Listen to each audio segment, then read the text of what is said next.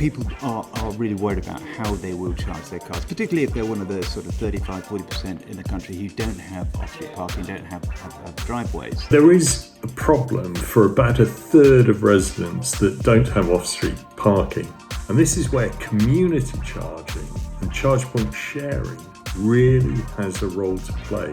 If you're one of those people that don't have off-street parking but really want an EV, then the likes of CoCharger are providing a solution. CoCharger is an absolutely amazing app that you can download on your phone, which allows you to rent a space at somebody else's house if you're not able to charge at home.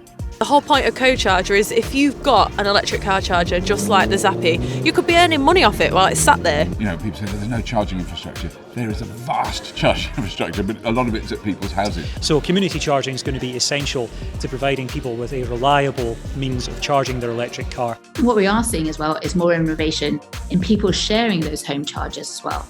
So you might have come across the CoCharger model where actually... I love that. I think that has a lot of merit, yes. Drivers, particularly like myself, may only need to charge once a week at home or once every 2 weeks at home. So could we be supporting other drivers?